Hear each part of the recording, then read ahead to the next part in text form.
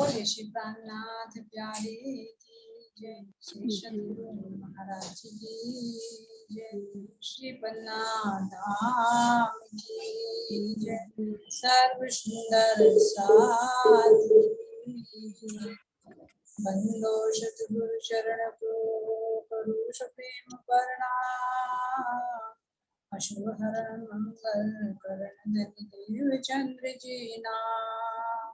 श्री प्राणीनाथ सतगुरु परम विनय करो प्रणाम, उभरे विकट कपाट जिनके नाम। श्री राम रतन सतगुरु मेरे काटो सकल भले, चरणों में करो हृदय करो परवेश।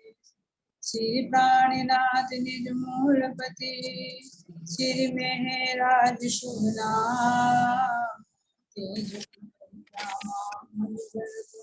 पल पल करो प्रणाम, पल पल करो प्रणाम। बोले श्री प्राणनाथ प्यारे की जय, श्री सतगुरु महाराज की जय।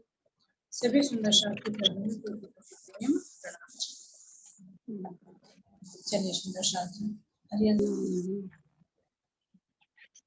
बोले श्री प्राणनाथ प्यारे की जय, श्री सतगुरु महाराज की जय, समस्त सुंदर साथ की जय। जिनके गुण गाने से सुख हो अपार, जिनको ही भजने से दुख जाए हजार, बड़ी ही दयालु है मेरी बैजू महारानी, बड़ी ही दयालु है मेरी बैजू महारानी। जिनके गाने सुख अपार, जिनको भजने से दुख जाए हजार, बड़ी ही दयालु है मेरी बैजू महारानी, दुख हरि लेती है मेरी बैजू महारानी। है ये दिल में तमन्ना के सर चंदन मैं तुमको लगाऊं, फूलों की फूल माला आपके ही गले में पहनाऊं, चौकी बिछाऊं भोग लगाऊं, बड़ी ही कृपालु है मेरी बैजू महारानी, दुखी हरि लेती है मेरी बैजू महारानी। जिनके गुण गाने से सुख हो अपार, जिनको भजने से दुख जाए हजार, बड़ी ही दयालु है मेरी बैजू महारानी। फूल सा है मुखड़ा फूल बाई मैं कह के पुकारूं, फूल सा है मुखड़ा फूल बाई मैं कह के पुकारूं, कोटि सूर्य का तेज तेज कुमारी कह के पुकारूं, हमारी वो सखी है बड़ी ही दयालु है मेरी बैजू महारानी, दुख हरि लेती है मेरी बैजू महारानी, बड़ी ही दयालु है मेरी बैजू महारानी। दौड़ के जो आवे शरण में महारानी के गुण को गावे, झूम झूम नाचे, चरणों में उनके शीश झुकावे। सारे संशय को हटा देती है, बड़ी ही कृपालु है मेरी बैजू महारानी, दुखे हर लेती है मेरी बैजू महारानी। जिनके गुण गाने से सुख हूँ अपार, जिनको ही भजने से दुख जाने हजार, बड़ी ही दयालु है मेरी बैजू महारानी, दुखी हरि लेती है मेरी बैजू महारानी। प्रणाम जी। प्रणाम जी, प्रणाम जी। बोलिए श्री बैजूराज महारानी की जय, सर्व सुंदर साथ की जय। तो सुंदर साथ जी, अब हम चलते हैं अपनी प्रकट वाणी की तरफ।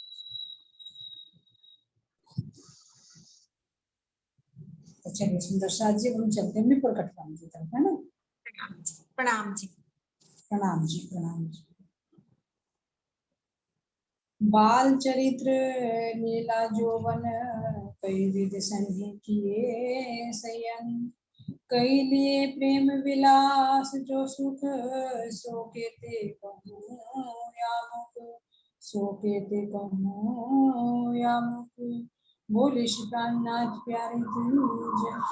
तो सुंदर साथ जी, सतगुरु महाराज जी का ध्यान करते हुए अपने श्रोता को मूल में केंद्रित करके ये देखना है कि हम मूल मिला में बैठे ही इस बातों को सुन रहे हैं जो धाम धर्म में बता रहे हैं। तो सर्वप्रथम बता रहे हैं कि हम पहले किस तरह से पहले ब्रज में हम आए और किस तरह से धाम धर्मी ने बाल चरित्र की, यानी लीलाएं तो बाल लीलाएं की, लेकिन स्वभाव कैसा था, स्वरूप कैसा था, बालक जैसा, लेकिन अंदर में लीलाएं कैसी थी, जोवन। तो जोवन लीलाएं, बाल चरित्र जोवन लीलाएं पैविध स्नेह किए थे। इस तरह से धामधनी ने हम सखियों को अनेक प्रकार से आनंद प्रदान किया। ये हमने पीछे कई दिन से हमने बाल लीलाएं सुनी कि किस तरह से हमने आनंद प्रदान किया है। कई लिए प्रेम विलास जो सुख सो कहते कहूँ या, तो किस तरह से हमने धामधनी से अपने ब्रज में अनजाने में ही कह रहे हैं कि जो नींद में देखा सुपन, यो उपजे हम ब्रज वधू। तो कैसे सुख लिए, जिस तरह से हम सौपन में सुख लेते हैं, इस तरह से काल माया के ब्रह्मांड में हमने अपने धामधनी से अनेक तरह के सुख प्राप्त किए, जिनका शब्दों में वर्णन नहीं हो सकता। अब देखिए यहाँ विचार कीजिए, शब्दों में वर्णन भी किया जा रहा है और दूसरी तरफ कह रहे हैं शब्दों में वर्णन नहीं किया जा सकता। जी। तो क्यों नहीं किया जा सकता? ऐसे ही एक उदाहरण के लिए कहे कि जैसे मान लीजिए अगर हमने कोई मीठा खाया, गुड़ खाया, तो गुड़ का स्वाद तो कह देंगे कि मीठा है, लेकिन जो उसका एहसास है, जो उसकी मिठास है, वो शब्दों में तो नहीं आ सकता। तो इसलिए लीलाओं का तो वर्णन किया, लेकिन उन लीलाओं के माध्यम से हमें जो रस प्राप्त हुआ, जो आनंद प्राप्त हुआ, वो शब्दों में नहीं आता। जी जी। अगर यहाँ पेट में दर्द है तो दूसरों को बता सकते हैं मेरे पेट में दर्द है, या भूख है तो बता सकते हैं मुझे भूख है, लेकिन कितनी भूख है, भूख का स्वरूप कैसा, वो तो नहीं बता सकते। कितना दर्द है, दर्द का एहसास कैसा, वो तो जब दूसरे को होगा तभी तो पता चलेगा दर्द का एहसास। तो यहाँ भी हम प्रैक्टिकल नहीं। इसी तरह से जो हमने ब्रज में धामधनी से जो आनंद प्राप्त किया, उस आनंद का अनुभव, उस आनंद का रस तो केवल लेने वाली आत्मा ही जानती है। इसलिए कह रहे हैं कि मैं जो हमने प्राप्त किया धामधनी से, मैं किन शब्दों में उसका वर्णन करूं। एक काल माया में विलास जो करे, पूरी नींद में सब बिसरे। काल माया नाम धराया तिन, पूरी नींद का जो सुपन, पूरी नींद का जो सुपन। अब कह रहे हैं एक काल माया में विलास जो, अब काल माया के ब्रह्मांड किसे कहते हैं? जो काल के ग्रास होता है, जो बनता है और मिटता है ना, इसको कहा है काल। तो दूसरा ये भी है कि जैसे हम नींद में सौपन देखते हैं तो वो क्या है? सौपन बनता है और मिटता है। इसी तरह से बनने मिटने वाले ब्रह्मांड में, जो बनने मिटने वाला ब्रह्मांड है, इस ब्रह्मांड के अंदर हमने अपने धाम धनी की बात मिला। तो कह रहे हैं कि काल माया के दिन बनते मिटते ऐसे ही ब्रह्मांड के, जैसा ये अब वर्तमान में है, ऐसे ही ब्रह्मांड के ब्रज मंडल में हमने जो लीला विलास की, जिस तरह से अब हम जागनी के ब्रह्मांड में अपने सतगुरु महाराज जी से, प्राणनाथ जी से सुख प्राप्त कर रहे हैं। अब जागकर कर रहे हैं, जागकर सुख को ले रहे हैं, लेकिन ब्रज में हमने अनजाने में, बिना पहचाने वो सुख प्राप्त। अब भी काल माया का ब्रह्मांड है और वो ब्रज का ब्रह्मांड भी काल माया का। तो जो विलास किया उसमें हमें अपने स्वरूप और परमात्मा से हमारे संबंध का कुछ भी भान नहीं रहा, इसीलिए इसे नींद की लीला कहा। नींद में कोई पहचान तो नहीं होती। इसी तरह से ये इसीलिए नींद का ब्रह्मांड कहा है कि हमें ना तो ये पता कि हमें श्री कृष्ण जी से हमारा क्या संबंध है, हम कौन है, हमारा असली घर कहाँ पर, हमारा श्री कृष्ण जी से इतना लगाव है तो क्यों है, ये भी हमें नहीं थी। तो इसीलिए कहा इसे नींद का ब्रह्मांड कहा।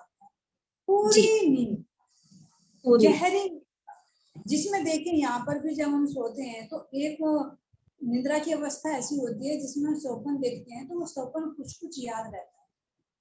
लेकिन एक ऐसी गहरी नींद होती है जिस नींद में हमने अगर स्वप्न भी देखते तो वो भी हम भूल जाते हैं, है ना।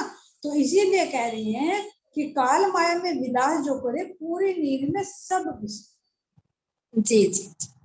हम सब कुछ भूल गए, इतने भूल गए कि हमें अपने संबंध की भी सुधि नहीं रही, ये तक भी विचार नहीं आया कि हमारा खिंचाव श्री कृष्ण के प्रति इतना क्यों। तो इसीलिए इसको क्या कहा गया है? नींद की। तो जो सुख लिए हमने अनजाने में ही प्राप्त। माया के आवरण से आच्छादित गहरी नींद में सौपन के समान देखी और अनुभव की गई इस लीला को काल माया की लीला का नाम रखा। अब जागकर सुख ले रहे हैं तो ये जागृत लीला है। रात में हम कुछ जागृत थे, कुछ सोए हुए थे, यानी हमें धामधनी की तो अपने संबंध की तो पहचान हो गई थी, लेकिन घर की पहचान नहीं थी। तो रास मंडल में क्या थी हमारी अवस्था? सुसुप्ति अवस्था, यानी हमें काल माया के ब्रह्मांड का पता चल गया था। काल माया का ब्रह्मांड हमने छोड़ दिया था और अपने धामधनी श्री कृष्ण जी से हम अपने संबंध की पहचान हो गई थी। इसीलिए कहा था कि ये तो सब झूठे हैं और आप हमारे सच्चे पति, गुणवान पति। तो हम सच्चे पति को कैसे छोड़ें?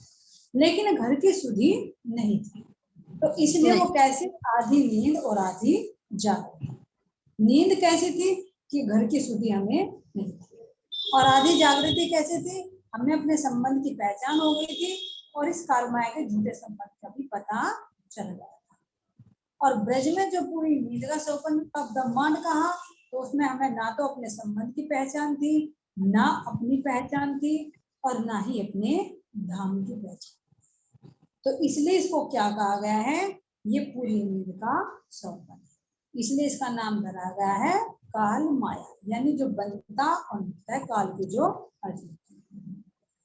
तब धाम धनिये किए विचार, ये तो मगन हुए खेले नर। ठीक है, तब धाम धनिये किए विचार, ये दो मगन होवे खेले नरना। हम धनी ने मूल मिला में बैठे हुए वे तो जागृत में सब कुछ देख रहे, उनके हुक्म से ही तो सब कुछ चल रहा है। तो जब हम श्री कृष्ण जी से ऐसे आनंद मग्न हो गए, लीलाओं में मग्न हो गए कि ना घर की सुधि रही, ना धाम की सुधि रही, ना हमने ये इच्छा की कि हमें अपने घर में बचे,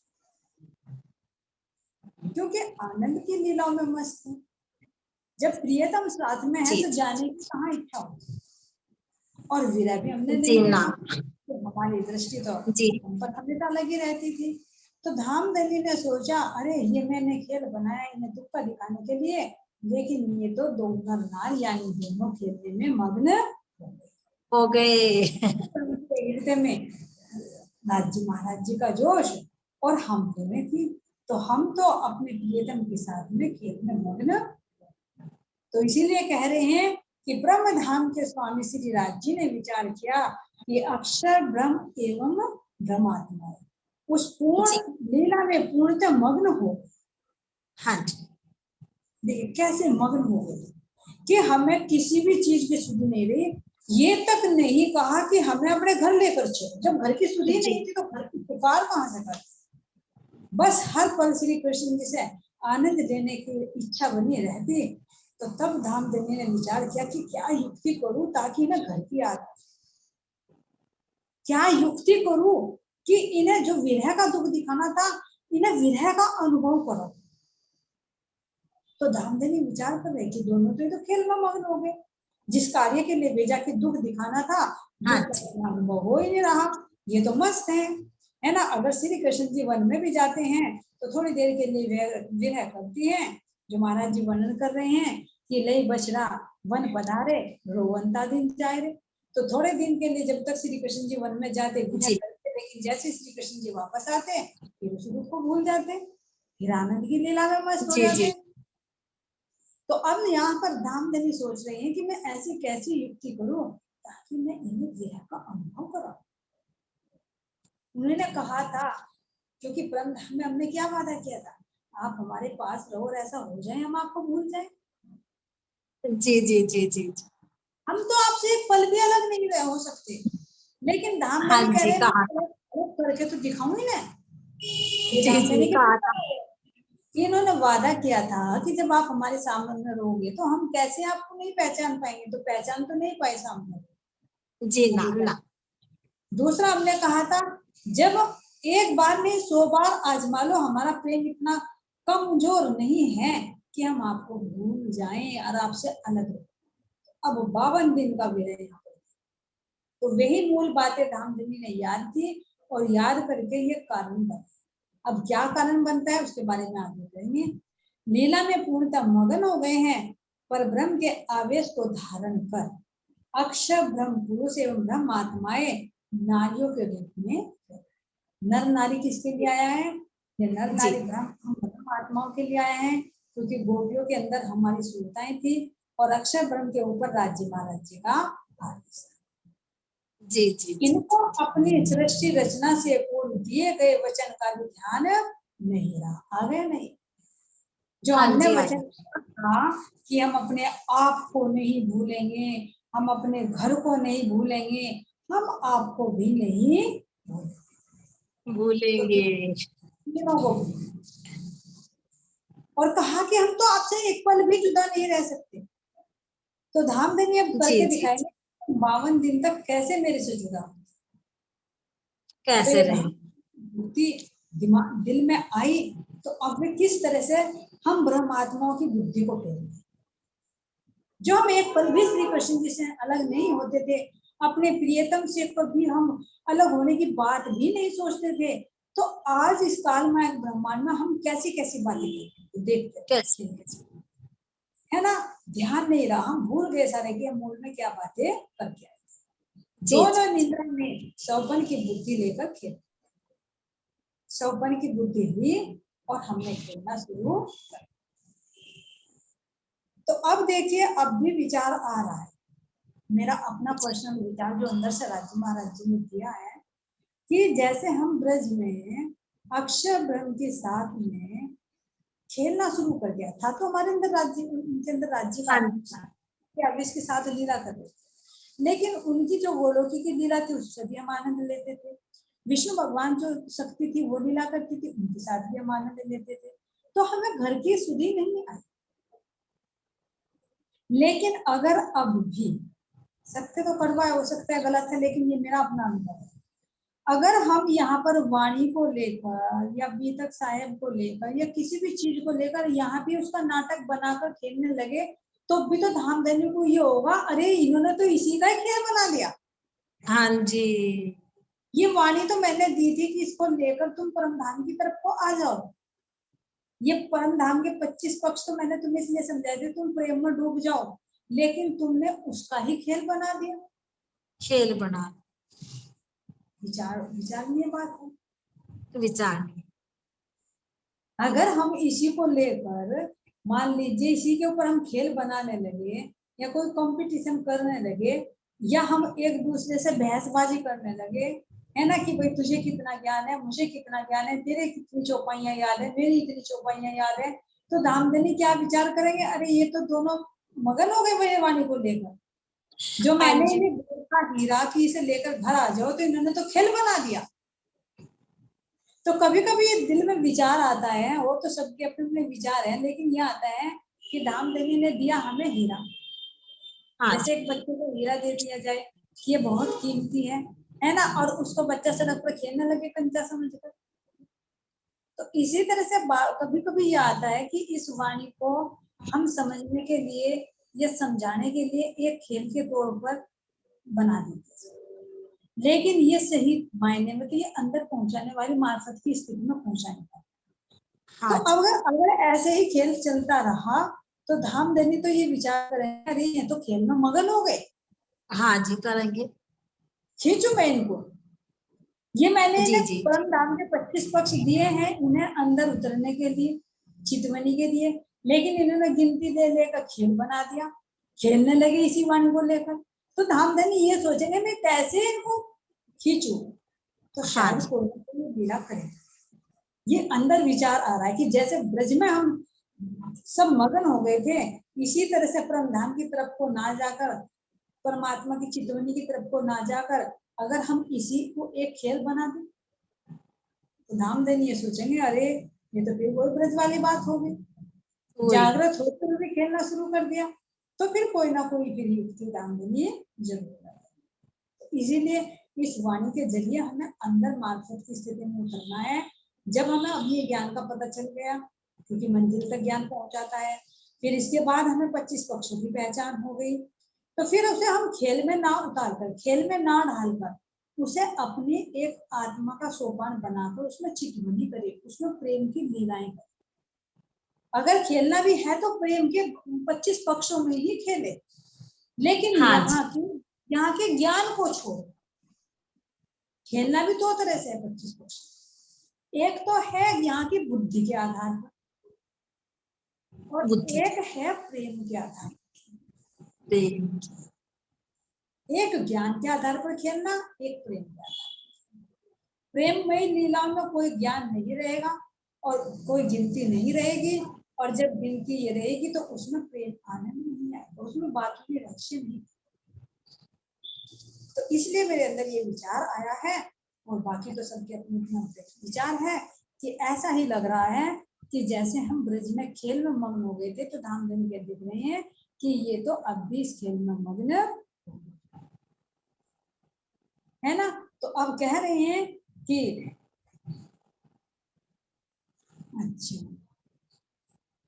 इनको अपनी सृष्टि रचना से, जो सृष्टि रचना से पूर्व हमने धामधनी से वादा किया था, तो धामधनी कह रहे हैं कि उन्हें अपने दिए गए वचन का भी ध्यान नहीं रहा, दोनों निद्रा में सौपन की बुद्धि लेकर खेल। तो अब हमें देखना है कि ये सौपन की बुद्धि से हम इस वाणी को पढ़ रहे हैं या जागृति बुद्धि से पढ़ रहे हैं या परमधाम की बुद्धि से पढ़ रहे हैं।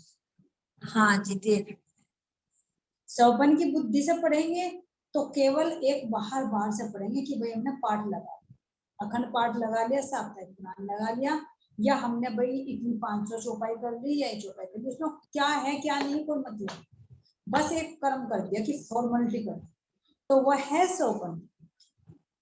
फिर अगर इसको हम समझ कर पढ़ रहे हैं ज्ञान के आधार पर, यहाँ ये कहा, यहाँ ये कहा, यहाँ ऐसा नहीं ऐसा होना चाहिए था, ये है जागृति बुद्धि का।